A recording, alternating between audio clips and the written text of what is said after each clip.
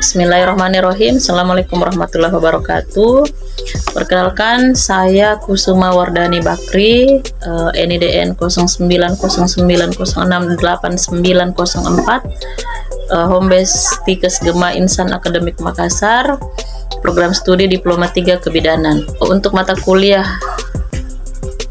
yang saya ampu di program studi Diploma 3 Kebidanan, yaitu salah satunya asuhan kebidanan kehamilan, di mana mata kuliah asuhan kebidanan kehamilan itu sendiri ada 5 SKS yang terdiri dari 3 SKS teori dan 2 SKS praktek.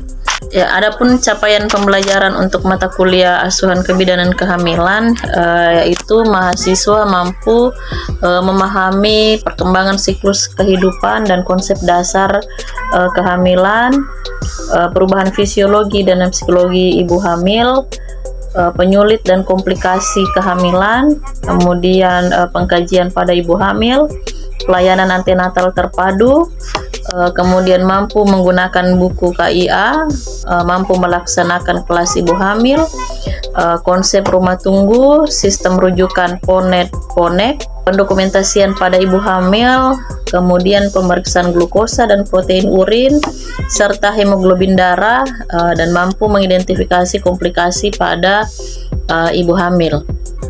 Untuk penilaian sendiri, 10% itu saya ambil dari kehadiran mahasiswa, 10% dari etika, kemudian 20% kuis, 20% dari mid semester, dan 40% dari ujian final. Dalam proses pembelajaran sendiri itu untuk yang teori kita biasa tatap muka di kelas, tapi karena situasi pandemi COVID saat ini sehingga dilakukan pembelajaran secara daring. Media yang saya gunakan itu biasanya menggunakan Google Meet atau media Zoom, Google Classroom, atau chat group di WA, WhatsApp. Sedangkan untuk pembelajaran laboratorium, karena situasi pandemi saat ini, sehingga saya gunakan pendekatan membuat video tutorial di laboratorium dengan bantuan beberapa mahasiswa. Selanjutnya saya kirim di Google Drive atau saya kirim ke grup WA atau ke Google Classroom supaya mereka bisa melihat tutorial sebelum mereka masuk di dalam laboratorium secara kelompok-kelompok kecil, supaya mereka tidak berkerumun di dalam laboratorium. Di laboratorium itu sendiri tetap menerapkan prokes yang ketat, di mana mahasiswa sebelum masuk harus cuci tangan, kemudian harus menggunakan masker, dan kalau perlu menggunakan face shield. Dan mereka dibatasi waktu di dalam laboratorium supaya tidak terlalu lama dalam berinteraksi satu sama lain. Untuk kelompok kecil sendiri itu saya batasi maksimal 3 orang dalam satu sesi, sehingga untuk satu hari pembelajaran itu bisa selesai 3-4 kelompok. Selanjutnya mereka akan membuat video, kemudian dikirimkan ke Google Drive bersama, nantinya akan saya koreksi, atau bisa langsung video call, dan proses koreksian itu bisa dilakukan pada saat itu juga. Jadi mereka secara bergiliran melakukan praktek mandiri di laboratorium, dan melakukan sambil praktek mandiri mereka video call kepada saya, dan saya langsung koreksi bila ada ditemukan hal yang keliru untuk segera diluruskan. Selanjutnya saya lampirkan satu video yang video tutorial untuk asuhan kebidanan kehamilan dengan pokok bahasan pemeriksaan fisik secara head to toe pada ibu hamil. Assalamualaikum warahmatullahi wabarakatuh. Pada kesempatan kali ini saya akan melakukan tutorial praktik klinik tentang pemeriksaan fisik pada ibu hamil secara head to toe, kemudian pemeriksaan Leopold. Di sini kita sudah siapkan alat dari pemeriksaan fisik. Ya, ada stethoscope, kemudian ada spekulum hidung, kemudian ada spekulum telinga, selanjutnya reflex hammer, masker, lancet dengan midline, dan ada pen light, CTP atau tanda-tanda vital, ada tensimeter, kemudian stetoskop, kemudian ada termometer. Selanjutnya untuk mengukur lila kita gunakan pengukur lila. Kita langsung ke pelaksanaannya atau kontennya.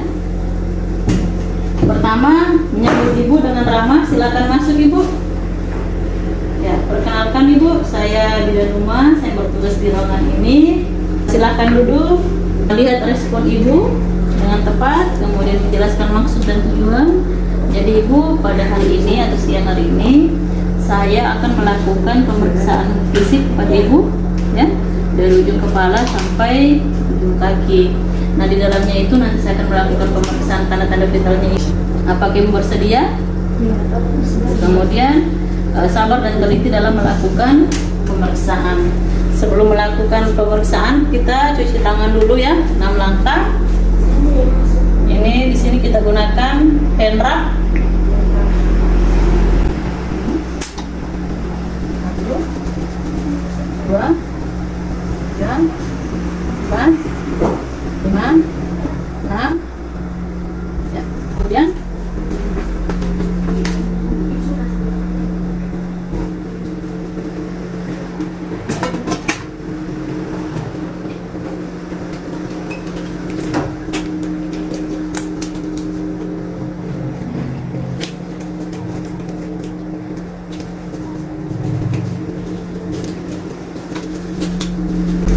baik Bu, pertama saya ukur dulu tekanan darahnya Ibu ya.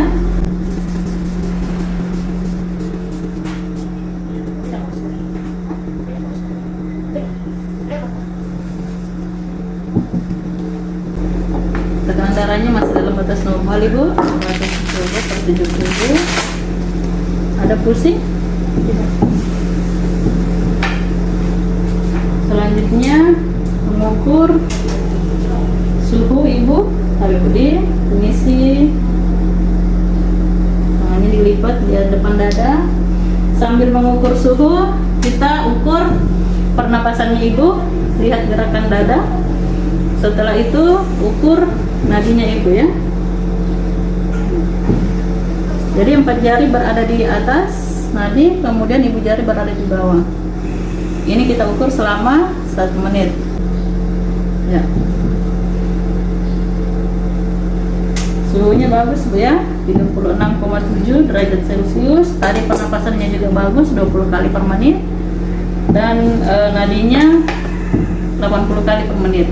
Selanjutnya mengukur lila. Mengukur lila itu permisi Ibu, saya tanya dulu, Ibu kalau bekerja lebih aktif tangan kiri atau tangan kanan? Tangan kanan. Kalau Ibunya lebih aktif bergerak di tangan kanan, berarti kita ukur di lengan kiri ya. Begitu pula sebaliknya. Jadi ini lengan kirinya Ibu kita ukur. Harusnya pakaiannya ini bisa kita bebaskan, tapi karena ini terbatas, kita bisa naik. Jadi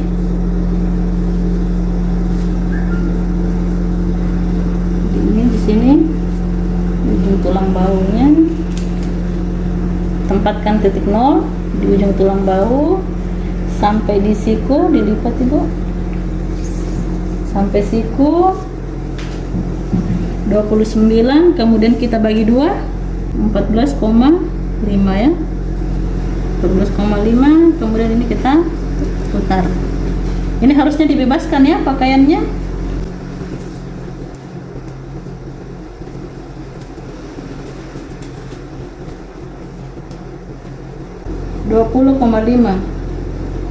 Normalnya lila itu 23,5. Artinya kalau ibunya nilainya ada di 20,5, ibunya mengalami ya, kekurangan energi kronik. Oke, selanjutnya Ibu, saya timbang Ki. Lihat ke depan. 43. Silakan Ibu, seukur lagi tinggi badan tadi.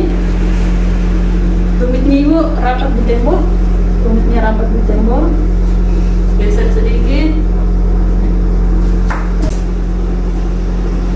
Tingginya 147,1. Oke, ya silakan Ibu, silakan naik di tempat tidur. Lagi kita dilepas jilbabnya. Jadi harus menjaga privasi pasien ya. Lepas uraian rambutnya. Pertama, kita periksa bagian kepala ya. Melihat pertumbuhan rambut, kemudian warna rambutnya Ibu warna hitam ya, tidak diwarnai Ibu ya. Selanjutnya 10 jari kita gunakan ya untuk pemeriksaan bagian kepala. Ini kita buka helaian rambutnya Ibu bersih, tidak berketombe, kemudian raba sampai di belakang. Ini sakit Ibu, saya tekan? Tidak. Ya. Tidak ada massa. Kemudian lihat apakah rambutnya Ibu mudah rontok atau tidak. Rambut Ibu mudah rontok ya. Selanjutnya ke bagian wajah. Kita lihat di wajah apakah ada ruas gravidarum. Kemudian apakah dia ada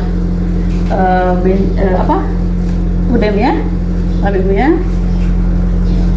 Selanjutnya kita lihat di bagian wajah juga apakah Ibu pucat atau tidak. Selanjutnya di bagian mata, kebersihan mata ya, mata Ibu bersih, tidak ada sekretnya. Kemudian Ibu lihat ke atas, konjungtiva merah muda. Kemudian lihat ke bawah Ibu, sklera putih, tidak terus. Kemudian kita lihat kebersihan hidungnya, Ibu hidungnya Ibu bersih, tidak ada serumen. Kemudian ini Bu, sakit saya tekan? Tidak. Kita periksa yang terjauh, Ibu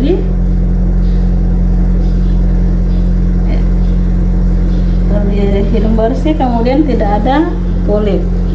Kemudian lubang yang satunya sama. Selanjutnya telinga, kita lihat telinga terjauh, kesimetrisannya, telinga Ibu simetris kiri dan kanan.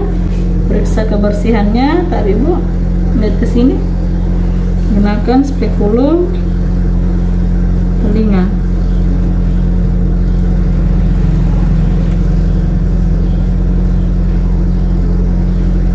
Telinga Ibu bersih, tidak ada serumen.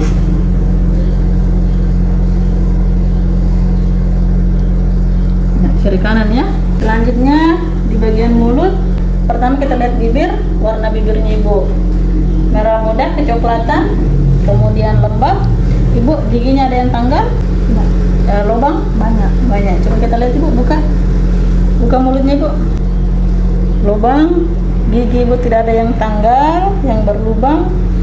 2 di geraham kiri bawah, 2 di geraham kiri kanan bawah. Di atas ada yang tanggal 1. Kemudian tidak ada karies. Tidak, coba Bu. Tidak bersih, busi kecoklatan ya. Di leher, pertama kita inspeksi dulu bagian kelenjar tiroid. Kelenjar tiroid itu yang kelenjar gondok di bagian sini ya. Jadi tidak ada pembesaran pada kelenjar tiroid. Lihat apakah ada peningkatan tekanan pada vena jugularis ini ya. Tidak ada peningkatan tekanan pada vena jugularis. Selanjutnya kita palpasi, ini kelenjar limfa. Mbak, sakit ini saya tekan Ibu? Tidak. Mana lah? Sakit? Tidak. Tidak ada pembesaran atau pembengkakan pada kelenjar limfa. Untuk kelenjar tiroid tidak ada pembesaran atau pembengkakan pada kelenjar tiroid. Selanjutnya bagian payudara. Pada Ibu Di, saya periksa payudaranya. Ini kita tutupi bagian bawah Ibu sampai di perut. Kemudian kita longgarkan beranya ya, Tadi Ibu Di. Ya. Kemudian kedua tangan Ibu berada di atasnya atau di bawah kepala boleh. Oke, kita inspeksi di bagian payudara ini tidak boleh dibuka ya.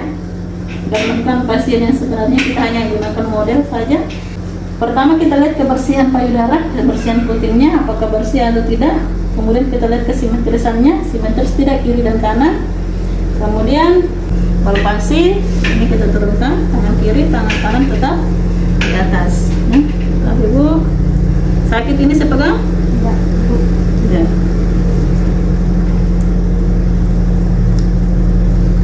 Oke. Kemudian periksa apakah ada ASI yang keluar ya, kolostrum. Pula payudara yang di sebelah kiri ya. Nah, kita palpasi.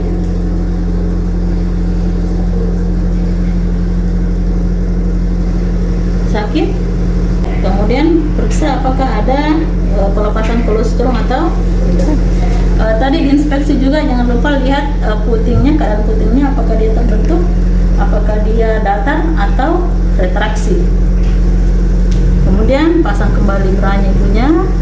Selanjutnya tutupkan pemeriksaan abdomen ya. Oke, pertama kita inspeksi dulu pembesaran perutnya Ibunya apakah sesuai dengan umur kehamilan atau tidak.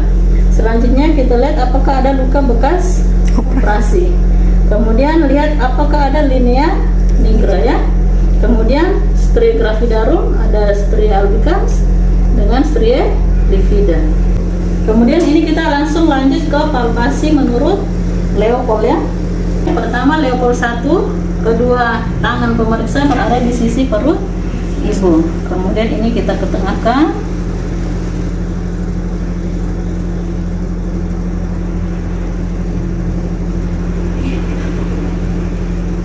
Nah, tentukan tinggi fundus uteri dengan dua cara. Pertama dengan jari dan yang kedua menggunakan sentimeter ya.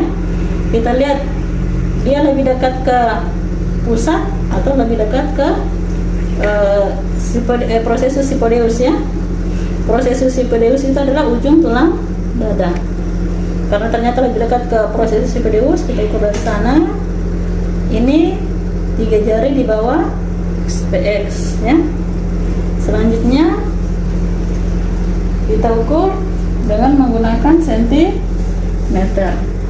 Menggunakan sentimeter, ingat seperti ini. Kita tarik titik nolnya melewati pusat, kemudian sampai ke pinggir atas sifis ya. 31 cm.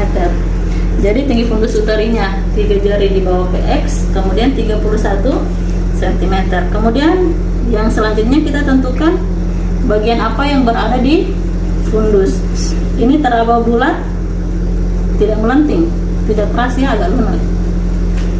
Selanjutnya Leopold 2, kita tahan satu sisi ya. Tahan satu sisi, tangan kanan atau tangan dominan ini meraba sisi yang lainnya untuk menentukan bagian apa yang berada di sisi kiri perut Ibu ya. Teraba kosong. Ya, kemudian lakukan hal sebaliknya ya. Ini tahan, tangan kanan menahan, tangan kiri meraba. Ini teraba lebar keras seperti papan. Ya, karena saya dapatkannya lebar keras seperti papan di sisi kanan, artinya puka ya, atau punggung kanan. Selanjutnya level 3 untuk menentukan bagian apa yang menjadi bagian terendah ya. Pertama fiksasi bagian fundus, kemudian dengan dominan meraba bagian bawah ini ya. 4 jari kita harus gunakan. Kita raba ya, ini teraba keras besar, bulat dan melenting, ya, artinya kepala. Oke, selanjutnya level 4, agak ditekuk kakinya Bu, sedikit. Ya. Kemudian pemeriksa menghadap ke kaki ibu, ya, sama dari sisi lateral perut ibu kita arahkan ke bawah. Ini ya. Bila kedua tangan pemeriksa masih bisa bertemu, ya, artinya level 4 masih BAP atau bergerak atas panggul. Tetapi bila kedua tangan pemeriksa sudah tidak bisa lagi bertemu, artinya sudah BDP atau bergerak dalam panggul, di mana kepala bayi sudah masuk pintu atas panggul. Silakan luruskan Bu. Untuk Leopold sudah selesai. Selanjutnya kita ukur lingkar perutnya ibu, ya. Ibu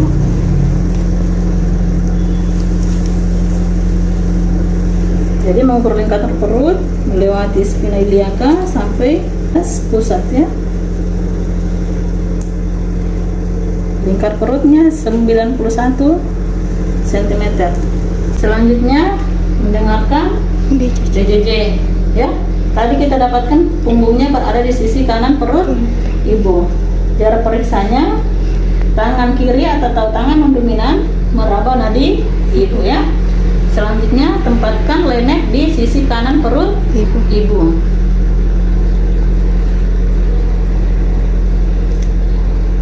Oke, sambil menghitung denyut jantung janin. Selanjutnya pemeriksaan genitalia dan anus, ya. Untuk genitalia dan anus di situ kita bersihkan, kemudian pelepasannya atau pengeluarannya, apakah ada pengeluaran lendir, apakah ada keputihan atau adakah darah, ya. Kemudian lihat apakah ada varises pada vagina, ya, pada vulva. Kemudian pada anus apakah ada hemoroid atau tidak. Selanjutnya bagian ekstremitas sampai budi. Lihat dulu bagian, kita inspeksi bagian jarinya, kukunya ibu panjang, ya, agak bersih. Kemudian sampai budi.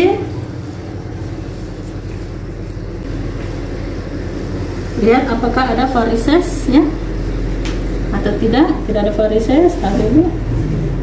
Tidak ada varises. Selanjutnya lihat apakah ada udem atau tidak, ya. Jadi kalau udem kita cari yang di atas tulang. Bisa di atas tulang kering, ya. Tidak ada udem.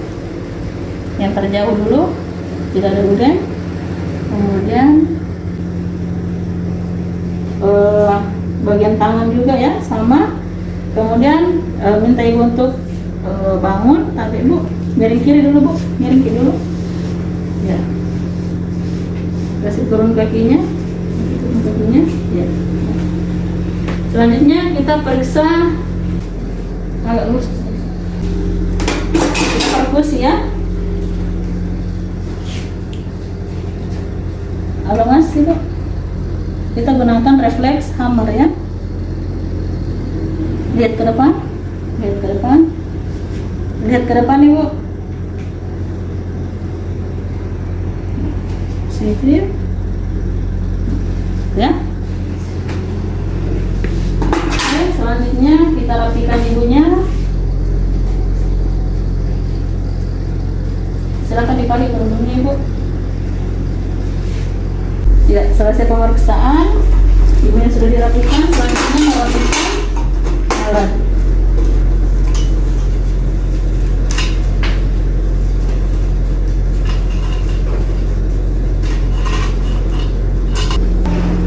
Kita rapikan alat. Ya, mari ibu.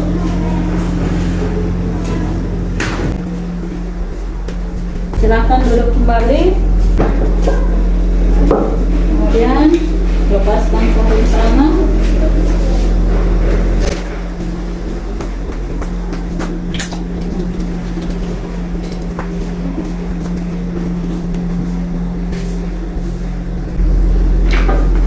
Ya ibu, tadi kita sudah melakukan pemeriksaan, hasilnya bagus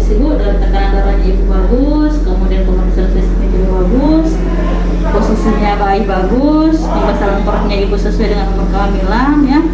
BJ-nya juga tadi normal ibu ya, 130 kali per menit. Nanti tinggal ibu perbaiki gizinya saja ya, karena tadi kita ukur lilanya agak kurang ya. Jadi perbanyak makan ibu, tidak usah ada pantangan, silakan makan apa saja selama tidak membahayakan ibu dan janinnya. Makan yang banyak ya, jangan dibatasi lagi. Apa ada keluhan ibu selama hamil? Ada yang mau ditanyakan ibu? Ya, terima kasih bu atas kunjungannya. Mudah-mudahan kehamilannya ibu sehat, selamat sampai melahirkan, ibu dan bayi sehat. Terima kasih bu. Selanjutnya pendokumentasian.